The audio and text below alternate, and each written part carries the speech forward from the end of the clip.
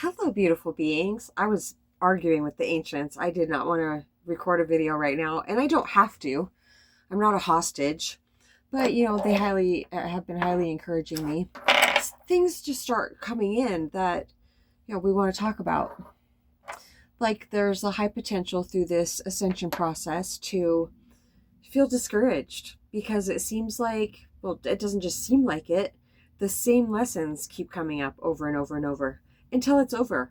There are some lessons that used to come up for me, uh, you know, not specifically just lessons. They're called other things too. Like it's the shedding process. It's ascension. It's ascending out of what we've been conditioned to believe. Certain behaviors. It's basically shedding who we always thought we were, and being more of just our own divine true nature coming through this physical form. And it's no small feat. No, not at all. It's quite brutal, and sometimes like I feel a little bit discouraged right now because the thing that keeps popping up for me is somebody will enter my life, usually a male, but sometimes a female, and it feels like we have such a deep connection, like they're soul tribe members. I mean, we're so much alike, we have so much in common.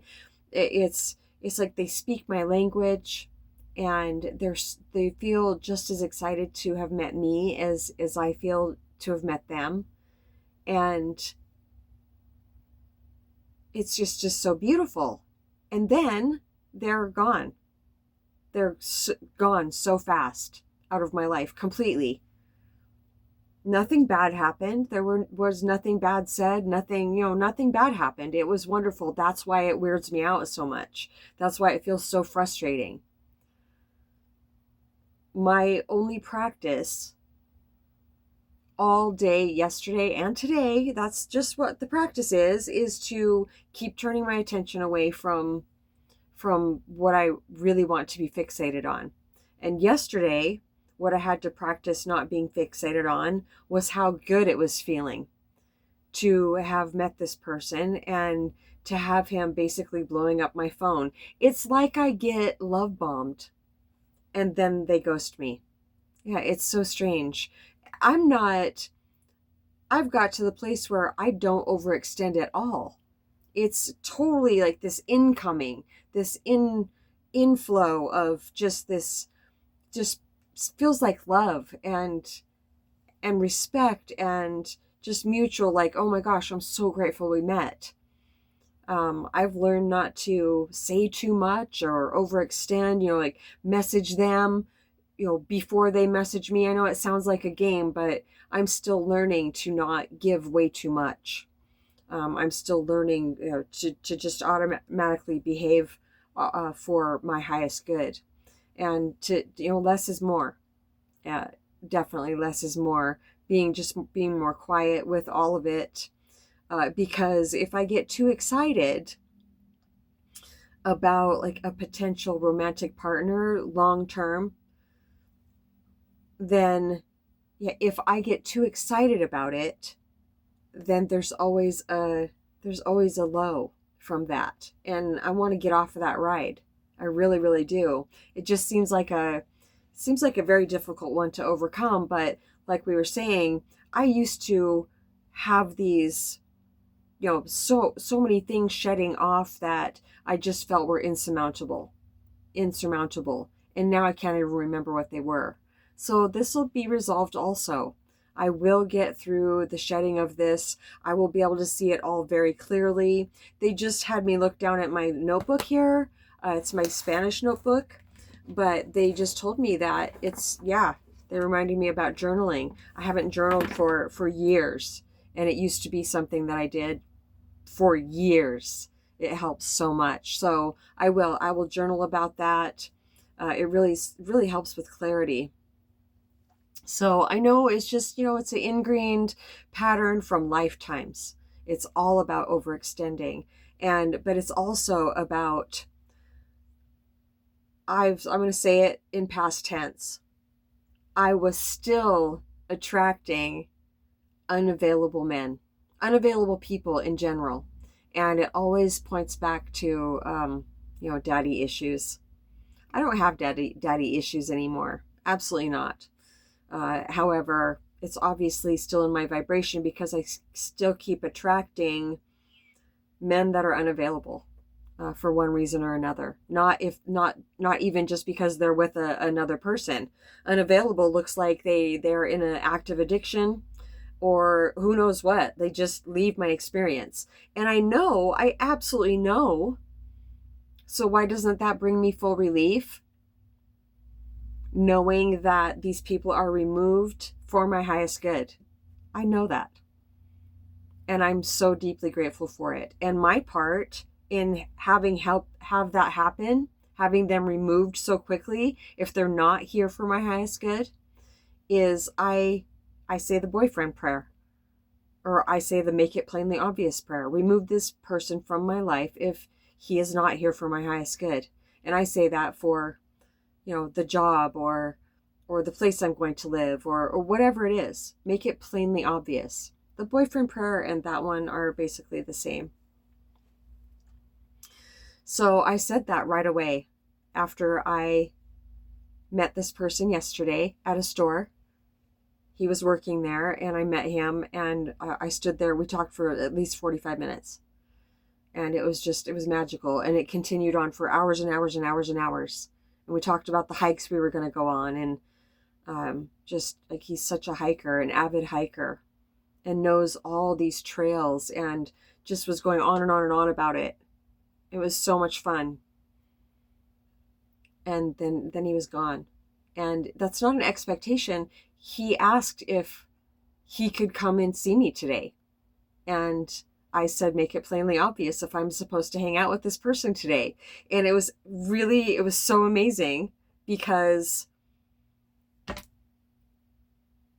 last time I had looked at my phone, I had no text messages. And then I looked at them again a little while later and I had 2 and they came in at the same minute.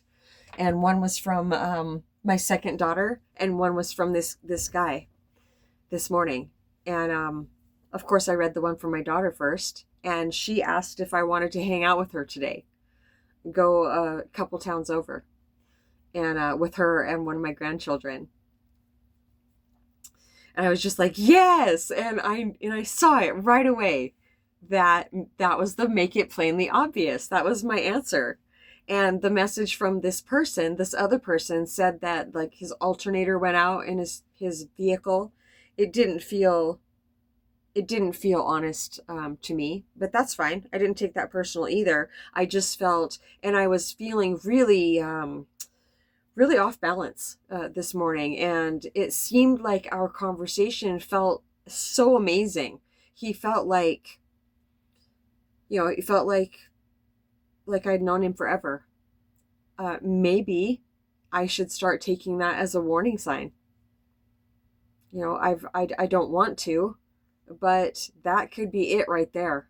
To me, that's what it feels like when you meet like a soul partner, somebody that is meant to come in on your path. I know this is happening in my life. I know it. People coming in on it's their path too, but our paths interject. They flow together. They're showing me all these different paths, all these different people, and we join this path together. And it feels like these people, there's a soul resonance, but maybe that's fairy tale shit. But that's what Moonstar and I had when we met. It felt like we'd known each other for so long, and we were not best friends right away. I wanted friends so bad. My second daughter and I were laughing so hard about the fact that, I said I had to give birth 3 times to have any friends, and my mom had to give birth to me, so I could have her as my friend too. We were laughing about it, but I was so scared to have a friend. And when I met Moonstar at the park here, when she owned it 5 years ago now, she started calling me every day. And I mean, I was I was so scared. I was really triggered because I had a childhood friend. It was a 34-year friendship, and it ended so badly. It was very shortly after my remembering experience with Muji. It just makes it absolutely intolerable to stay in situations that aren't real. And that's what it's like in my life. No matter, and I know that this is a really wonderful person that I met yesterday. Did I veer off? They're showing the folder. Yeah, so what to me it feels like if somebody is supposed to be in my life, it will keep flowing. That doesn't feel like an expectation. That feels like not settling for less than that. Because because when things flow like they did with Moonstar, I mean, I had some fear to shut off because I was so afraid of getting my heart broken again. Because I just give it all. I don't know how to just love a little bit. And I won't change that about myself. I've tried. So it's not that. I'm not defective in that way. I didn't push him away. I didn't chase him away at all yesterday. If anything, I didn't give as much as I normally would, but that's okay. There's nothing wrong with that. Nothing wrong with that at all. Maybe feels like a game because I'm not used to not giving so much, not saying exactly how I feel at every moment. No, I would just let it rest, and I would say make it plainly obvious, when I should message this person back. And not just right away, because people don't tend to just message right away. Plus he was at work too. So I would just go about my business, and I would literally forget about messaging this person back. And that feels really good. My record with men, I would be just on top of it. I would just be obsessed thinking about this person, and I'm still shedding some of that off. Any type of obsessive thinking, in any direction really. But I can be, it's the potential to overthink when it comes to a romantic partnership. Yeah, that's a real thing. But I'm working on it, and that was my main practice yesterday and today, because I woke up and I just felt all stirred up in all kinds of ways. And I felt off balance, and even no matter how beautiful our whole interaction was yesterday, I still felt off balance. And that feeling of off balance they're reminding me can just simply be because we're in the middle of a shed. And there's nothing wrong. We're not doing anything wrong. I don't like how it feels. And I don't want to go through these anymore, because it's gotta be, it's gotta be the high that I get, the high, super happy, excited feeling that I get. I feel like I need to let that go. Yeah, that's a little bit of a rough one, but it's like, why do I need to let that go? Well, it's because feeling high off of good feelings ends up feeling just as bad as, feeling low on bad feelings or bad thoughts. And I don't want the ride. I want to get off the ride. I don't want to get bored with peace. And there's nothing wrong with feeling happy and excited, but my idea, and how we've all been conditioned in a way to think what happiness feels like. They're saying that true happiness, feels more like peace. It feels more like contentedness and peacefulness and calmness. And yeah, so it doesn't mean there won't be, they're talking about the prolonged feeling of, that heightened feeling of super happy, super physically excited. Yeah, that can, there's definitely just a bit of a low that accompanies it. Yeah, there's nothing wrong, they're saying. There's nothing wrong at all. They're saying I didn't do anything wrong yesterday. I just get tired of pop quizzes in general. I want the diploma and what comes next. Yeah. I used to say to them, what now, ancients? And they have always said, now is what? Yeah. So thank you for the song. It was wonderful.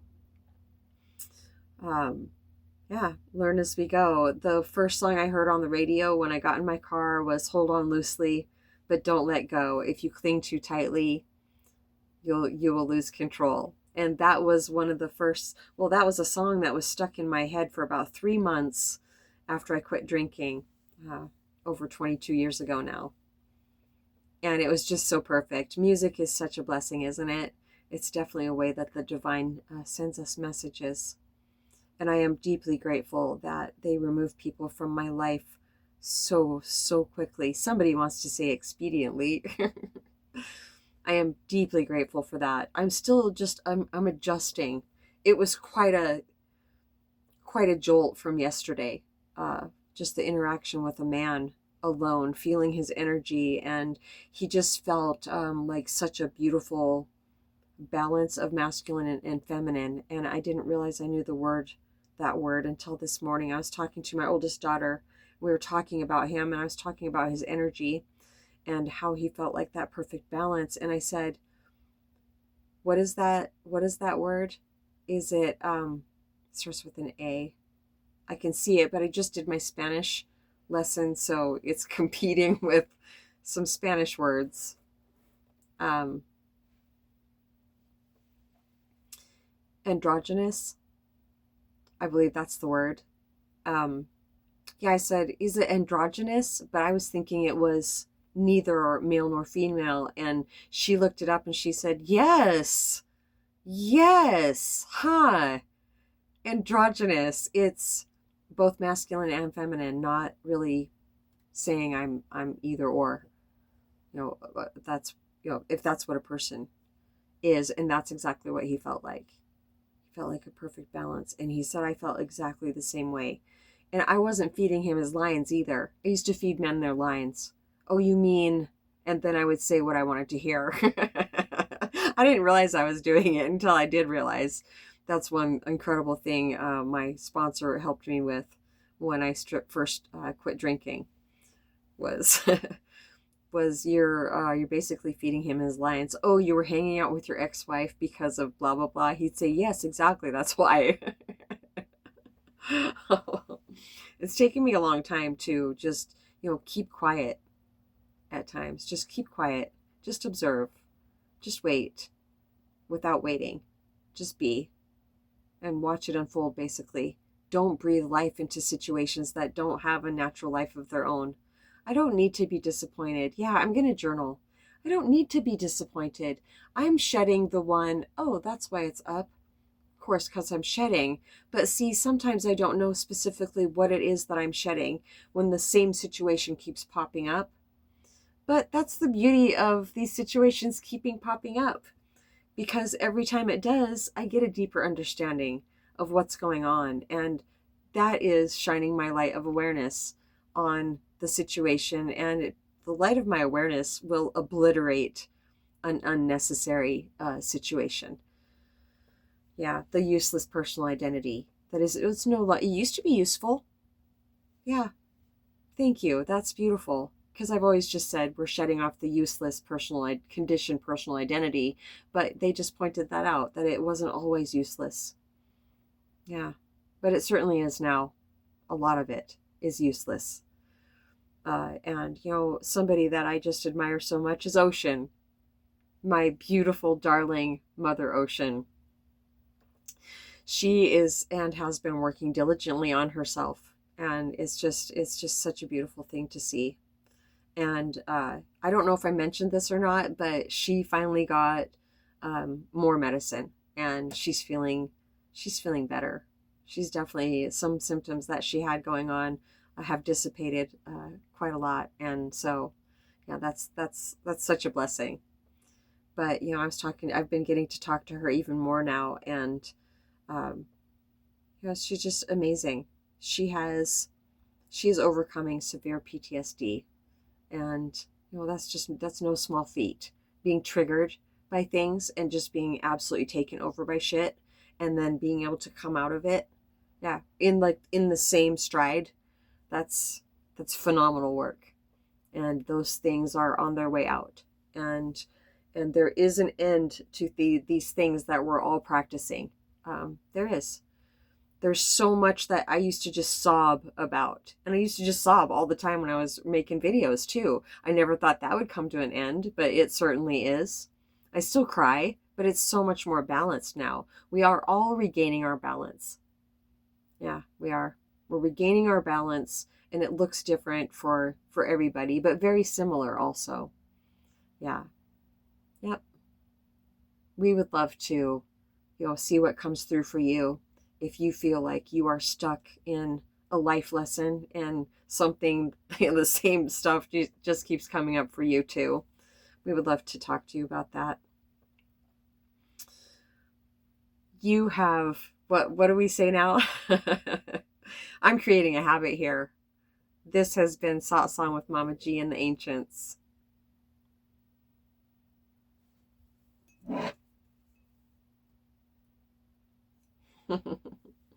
We love you so much. We're so proud of you too. We are so proud of you because this is not easy. Ascension is not easy. Navigating all the energies on the planet are not easy.